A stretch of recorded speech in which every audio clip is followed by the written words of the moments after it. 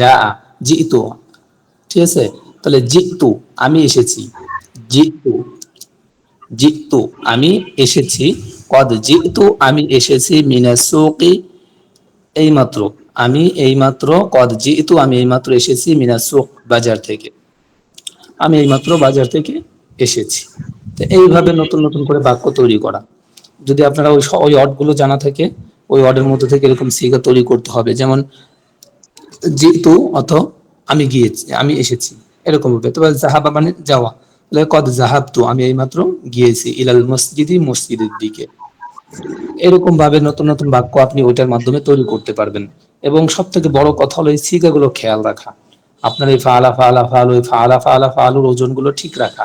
যখন এই ওজনগুলো আপনি নিজে ঠিক রাখতে পারবেন, তখন দেখা যাবে আপনি যত নতুন শব্দই দেওয়া হোক না কেন, এই ফালা ফালার সাথে মিল দিয়ে আপনি নগদে সিগা বের করতে পারবেন। যেমন আকালা দিয়ে আমি খেয়েছি হয় আকালতু, তাহলে আমি যদি বলি আমরা খেয়েছি, আকাল না হয়, যেহেতু জমতাকালীন ফাল না আকাল না।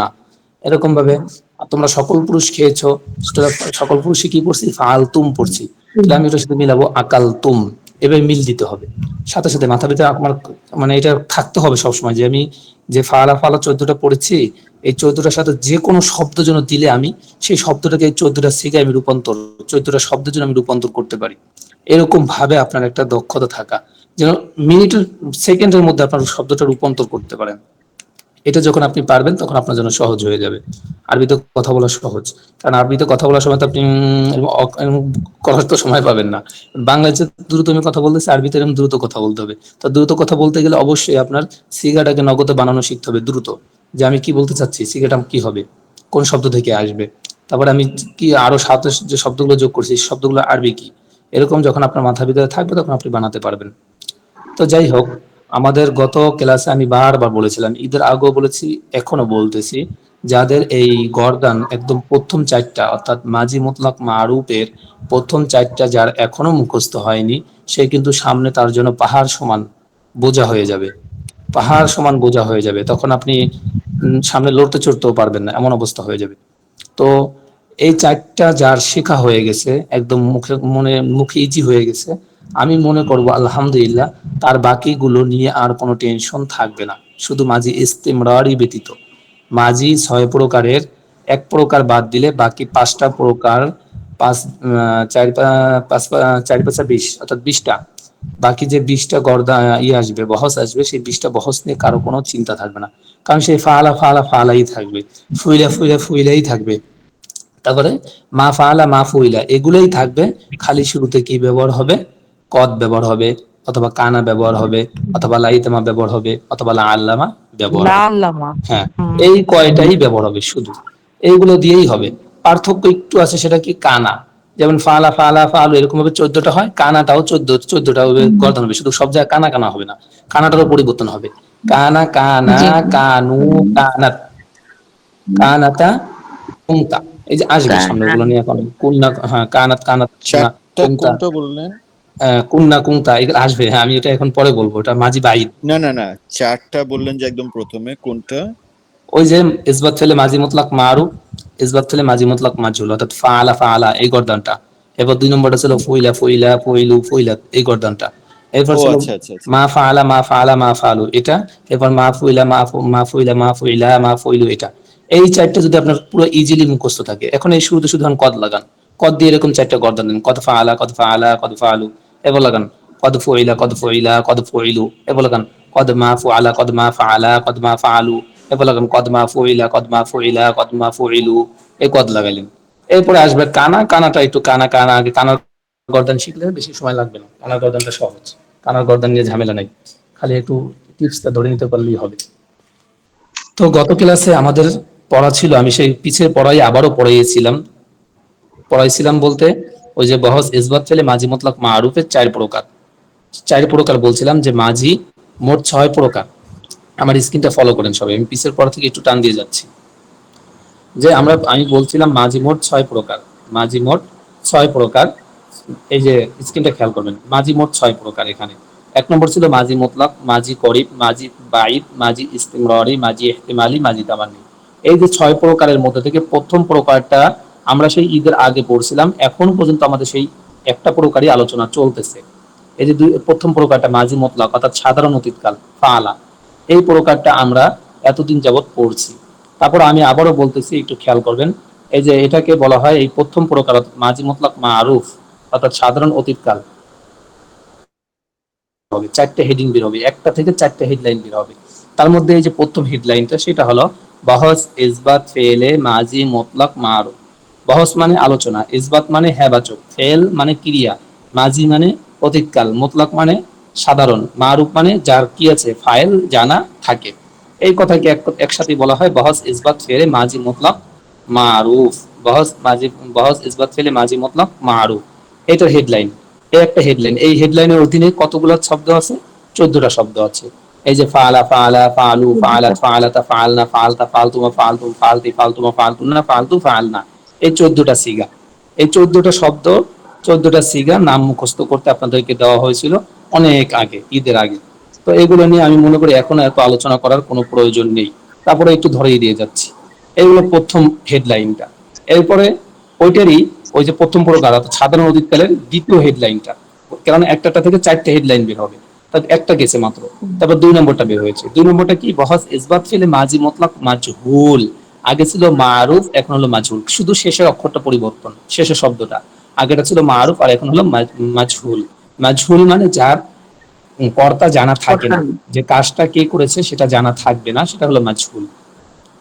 তো এটার গর্দান কি হবে? এটার গঠন প্রণালী তো যেভাবে আছে বইতে ওভাবে মুখস্থ করে নেবেন। কিন্তু ভালো কথা, এখানে একটু মনে হয় ভুল আছে। ভুলটা কই?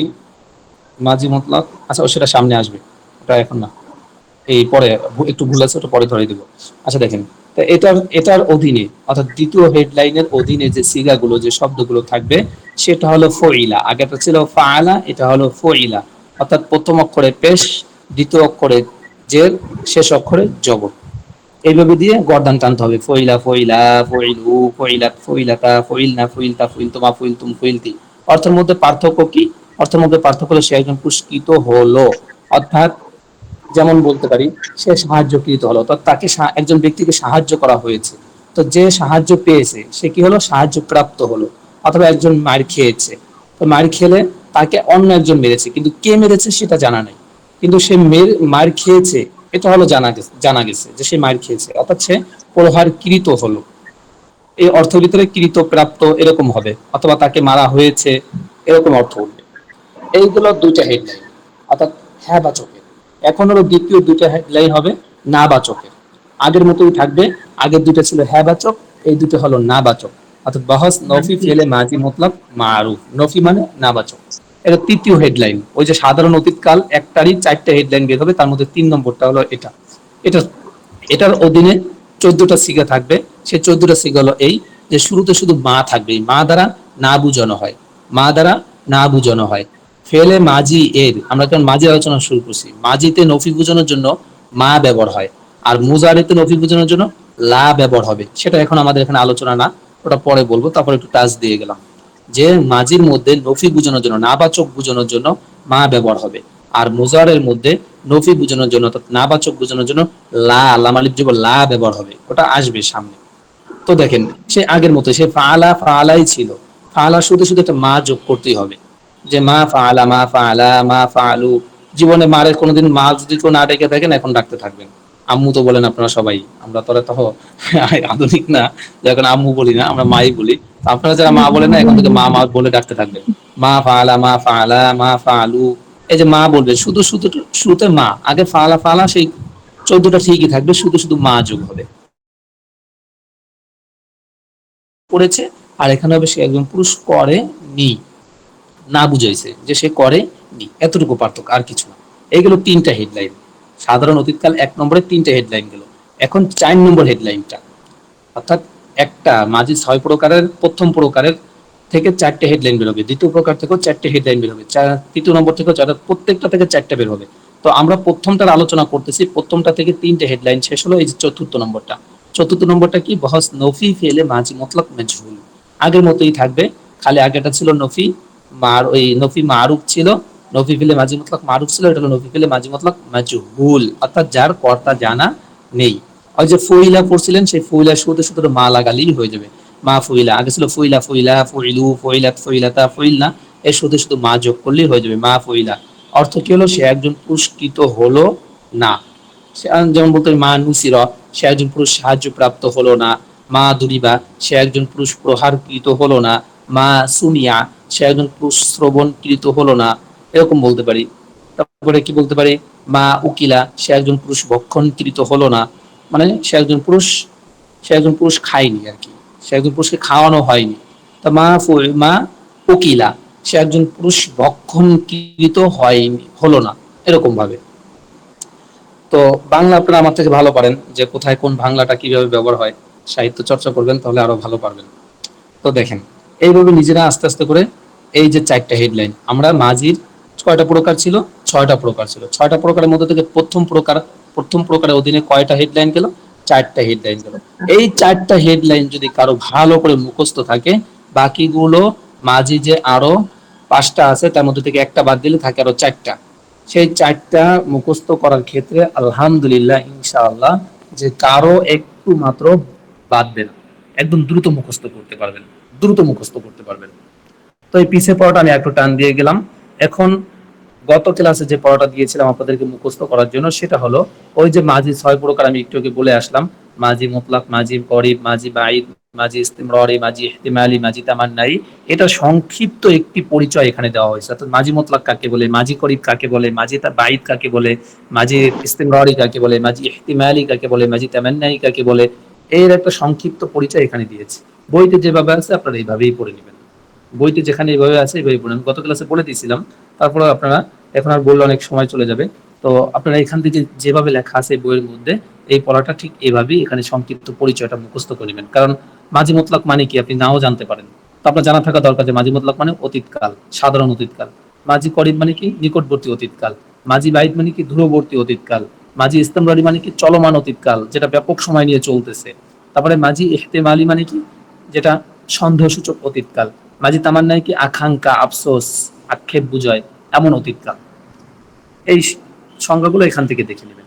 তারপরে আরেকটু গত ক্লাসে পড়িয়েছিলাম, সেটা হলো বহস, এই আমাদের মাঝি 6 প্রকারের 2 নম্বর প্রকারটা। এই 2 নম্বর প্রকারটা ছিল কি? মাঝি করিব। মাঝি করিব, এই মাঝি করিব ও 4টা, মাঝি করিব থেকেও 4টা হেডলাইন বের হবে, সে আগের মতোই। প্রথম যেমন 4টে বের হয়েছে, এখানেও 4টে বের হবে। শুধু পরিবর্তন কি হবে হেডলাইনে মুখস্থর মধ্যে? ওইটা ছিল হলো মাঝি মুতলক, মুতলক ছিল। আর এখানে বলতে হয় মাঝি করিব 2 নম্বর, কারণ আমাদের আলোচনা চলছে করিব নিয়ে। তাহলে এখানে বলার সময় কি বলতে হবে? করিব, মাঝি করিব, আগের মতোই সব। বহস ইসবাত ফেলে মাঝি, ওখানে ছিল মাঝি মুতলক মারুফ, এখন বলতে হবে মাঝি করিব মারুফ। শুধু করিব শব্দটা এখানে পরিবর্তন করলেই হবে। এটার পরিচয় আমি বলছিলাম, যে ফেল দ্বারা কিছুক্ষণ পূর্বে অথবা এই মাত্র কোনো কাজ করেছে বা হয়েছে বুঝায়, এবং তার ফাইল জানা থাকে, তাকে ইসবাত ফেলে মাঝি করিব মারুফ বলে। অর্থাৎ এই মাত্র অথবা কিছুক্ষণ পূর্বে করেছে এটা বুঝাবে। এই ধরনের যদি কোনো কথা বুঝায় তাহলে সেটা মাঝি করিব। এটা গঠনের নিয়ম কি? গঠনের নিয়ম একেবারেই সহজ। ওই যে ফাআলা পড়ছিলাম, ওই ফাআলার শুরুতে একটা কদ দিলেই হবে। এই বইতে যেভাবে সেভাবে না বলতে পারলেও আপনারা শুধু একটু বলবেন যে ফাআলা যেটা ছিল ওই ফাআলার শুরুতে একটা কদ বসাইলেই হবে। ফাআলা কিসের কোন হেডলাইনের অধীনে ছিল? ফাআলা ছিল বহস ইসবাত ফেলে মাঝি মুতলাক মারুফের হেডলাইনে ছিল, অর্থাৎ প্রথম হেডলাইনের অধীনে। তো ওই হেডলাইনের নামটা যদি বলে তারপরে বলেন যে ইসবাত ফেলে মাঝি মুতলাক মারুফের শুরুতে, সিগাগুলোর শুরুতে কদ বসালেই ইসবাত ফেলে মাঝি করিব মারুফের সিগা গঠিত হবে, এটা বলতে পারলে সব থেকে ভালো হয়। কিন্তু আপনাদের সহজে বোঝানোর জন্য ওই যে ফাআলা, ওই ফাআলা শুরুতে একটা কদ দিলেই মনে করবেন যে মাঝি করিব হয়ে গেছে। এখন সেই ফাআলা ফাআলা গর্দাইছিলেন, এখন গর্দান টানবেন। কদ ফাআলা, কদ ফাআলা, কদ ফাআলু, কদ ফাআলাত, কদ ফাআলাতা, কদ ফাআলনা, কদ ফাআলতা, কদ ফাআলতুমা, কদ ফাআলতুম, কদ ফাআলতি, কদ ফাআলতুমা, কদ ফাআলতুন্না, কদ ফাআলতু, কদ ফাআলনা। এভাবে এখানে ফাআলা ফাআলা আছে, শুধু ফাআলা দিয়ে গর্দাতে হবে এমনটা করবেন না। এই ফাআলা মানে আমাদের একটা স্বভাব কি, আমাদের একটা অভ্যাস, যেটা শুধু আপনারা না বা আমারও, আমার নিজেরও ব্যক্তিগতভাবে এরকম ছিল, তবে এখন চেঞ্জ করছি বা অনেক বছর ধরে নিজে চেঞ্জ করে নিতেছি, যে যেটা উদাহরণ দেওয়া থাকে, এক্সাম্পল যেটা দেওয়া থাকে, আমরা ওটাই ভালো করে মুখস্থ করি। আর জিজ্ঞাসা করলে ওটা ছাড়া বাকি অন্য কোনো শব্দ দিলে পারি না। এটা সব থেকে বড় একটা অলসতা এবং গাফলতি আমাদের।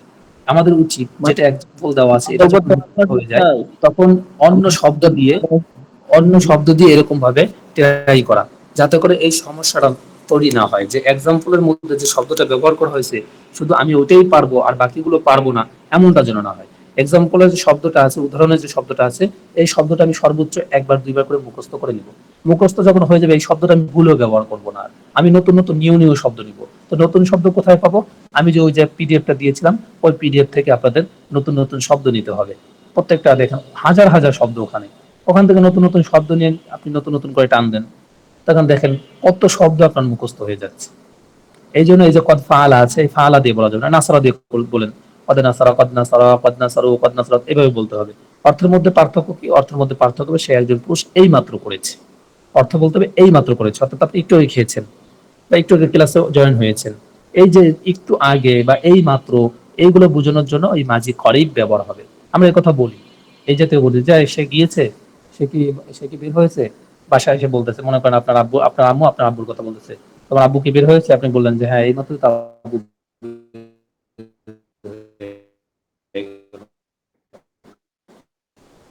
বের হয়েছে। তা এই জাতীয় কথাবার্তা আমরা কিন্তু ব্যবহার করি, প্রায়ই ব্যবহার করি। তুমি খেয়েছো? হ্যাঁ এই মাত্রই তো খেয়ে উঠলাম। এই যে আমরা ব্যবহার করতেছি, তো এগুলো আমি কিভাবে যখন আমি এগুলোকে আরবিতে রূপান্তর করবো বা আমি আরবিতে বলতে চাচ্ছি তখন কিভাবে বলবো? তখন তো আপনার জানতে থাকতে হবে যে এটা তো মাঝি করিব থেকে ব্যবহার হচ্ছে। তো মাঝি করিবের সিগাটা কি, মাঝি করিব থেকে কিভাবে বলতে হয়, এটা যখন আপনি জানতে পারবেন বা আপনার মাথার ভিতরে আনতে পারবেন, তখনই আপনি আরবিতে কথা বলতে পারবেন। এখন আমি যদি কিছু শীট শীট তৈরি করে আপনাদেরকে দিয়ে দেই যে ভাই এভাবে মুখস্থ করেন, ওই সীমাবদ্ধ শীটের মধ্যে, এর বাইরে আর পারবেন না।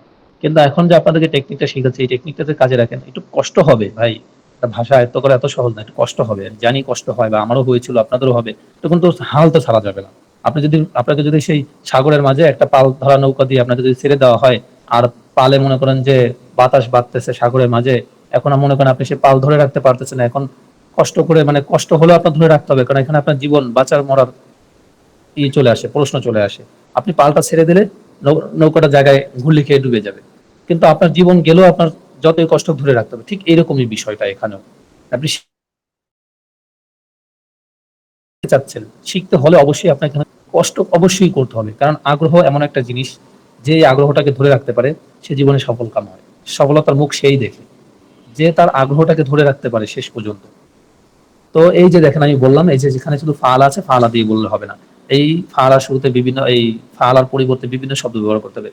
যেমন স্বাভাবিকভাবে আমরা যেগুলো প্রতিদিন ব্যবহার করি, খাওয়া, গোসল করা, যাওয়া, আসা, এই জাতীয় শব্দ ওই বইটার মধ্যে আছে। ওখান থেকে আপনি বেছে বেছে নেন যে এই শব্দগুলো আমার দৈনন্দিন জীবনে যে শব্দগুলো হয় এগুলো আমি টিক দেই, এই শব্দগুলো আমি এখন উদাহরণ হিসেবে ব্যবহার করব। ওইগুলো টিক দিয়ে আপনি ওইগুলো শব্দগুলো মুখস্থ করে ওই শব্দগুলোই প্রতিদিন ব্যবহার করতে থাকেন, অটোমেটিকলি দেখবেন আপনার ভিতরে চলে আসবে। তো এইভাবে গর্দান দেবেন, অর্থের ভিতরে পার্থক্য আসবে, সে একজন পুরুষ এইমাত্র করেছে, তারা দুজন পুরুষ এইমাত্র করেছে, তারা সকল পুরুষ এইমাত্র করেছে। ভাই সবই সহজ, খালি কটটা শুরুতে ব্যবহার হয়েছে আর কিছু না। এগুলো প্রথম হেডলাইনটা। এরপরে হলো মাঝি করিবের দ্বিতীয় হেডলাইন, মাঝি করিবের অধীনে দ্বিতীয় হেডলাইন, সেটা ছিল কি? বহস ইসবাত ছেলে মাঝি করিব মাজহুল, ওটা ছিল মারুফ, এটা হলো মাজহুল। করিব অর্থাৎ নিকটবর্তী অতীতকাল। এটা সহজ পরিচয়। সহজ পরিচয়টা কি? যে দেখেন, আগে ছিল ফইলা, ওই যে একদম সর্বপ্রথম 2 নম্বর হেডলাইনের অধীনে পড়ছিলেন ফইলা, ওই ফইলার শুরুতে কদ লাগাতে হবে, শুধু কদ আর কিছু না। কদ ফইলা, আগে পড়ছিলেন ফইলা, ফইলা, ফইলু, ফইলাত, ফইলাতা, ফইলনা, ফইলতা, ফইলতুমা, ফইলতুম, ফইলতি, ফইলতুমা, ফইলতুনা, ফইলতু, ফইলনা। ঠিক এরকম ভাবে কদ ফইলা, কদ ফইলা, শুধু কদ, একটা কদ যোগ করলেই হবে। অর্থের মধ্যে কি আসবে? সে একজন পুরুষ এই মাত্র কৃত হয়েছে। তাহলে আমি নুসিরা দিয়ে বলি, কদ নুসিরা, সে একজন পুরুষ এইমাত্র সাহায্যকৃত হয়েছে। কদ সুমিয়া, সে একজন পুরুষ এইমাত্র শ্রবণকৃত হয়েছে। কদ জুহিবা, সে একজন পুরুষ এইমাত্র বহির্গমন কৃত হয়েছে। বহির্গমন, জুহিবা মানে যাওয়া, জাহাবা মানে যাওয়া, ওখান থেকে জুহিবা হয় মাজুল, জাহাবা। তাহলে জুহিবা, সে একজন পুরুষ এইমাত্র বহিষ্কার, মানে কি বলি আমি, জাহাবা মানে যাওয়া, ওটা তো মাজুল ভাবে আসে না, এই জন্য ওই শব্দটাকে সাহিত্য ভাষায় বা একটু সুন্দর করে বললে এইভাবে হয়, কদ জুহিবা, সে একজন পুরুষ এইমাত্র বহির্গমনকৃত হয়েছে, মানে বাহিরে গিয়েছে, বাহিরে গমন করেছে। ওই শব্দটা এইভাবে হয়, বহির্গমনকৃত হয়েছে।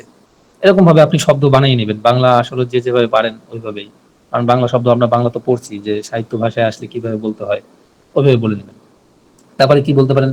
কদ খড়ি, কদ মুনিয়া, মানা থেকে মুনিয়া, মুনিয়া মাজুলে সিগা, তাহলে বলতে পারি সে একজন মহিলা এই মাত্র নিষেধ, সে একজন পুরুষ এই মাত্র নিষেধকৃত হয়েছে। মুনিয়াও তো নিষেধ করা অথবা বাধা দেওয়া, একই কথা বলা যায়, বাধা দেওয়া বা সে বাধা প্রাপ্ত হয়েছে। সে একজন কদ মুনিয়া, সে একজন পুরুষ এইমাত্র বাধা প্রাপ্ত হয়েছে, এভাবে বলতে পারেন। কদ মুনিয়া, তারা দুজন পুরুষ এইমাত্র বাধা প্রাপ্ত হয়েছে। কদ মুনিউ, তারা সকল পুরুষ এইমাত্র বাধা প্রাপ্ত হয়েছে। এরকম ভাবে নতুন নতুন করে আপনি শব্দ নিবেন, তাহলেই দেখবেন পারবেন। অর্থের মধ্যে শুধু এতটুকুই পার্থক্য। এইগুলো 2 নম্বর হেডলাইন, গত ক্লাসের পড়া। আজকে নতুন পড়া, সেটা হলো বাহস নফি ফেলে মাজি করিব মারুফ। বাহস নফি ফেলে মাজি করিব মারুফ। শুধু কি ওই যে করিবটার ব্যবধান হয়েছে, আর কোনো ব্যবধান নেই। আর আগের মতোই সব দেখেন, হেডলাইন গুলো ঠিকই আছে। তো এটার পরিচয় কি? এটার পরিচয় আমরা জানি যে কাকে বলে। এই হেডলাইনটার পরিচয় কি? আমি বলছিলাম যে ফেল দ্বারা, এখানে আছে যে ফেল কিছুক্ষণ পূর্বে।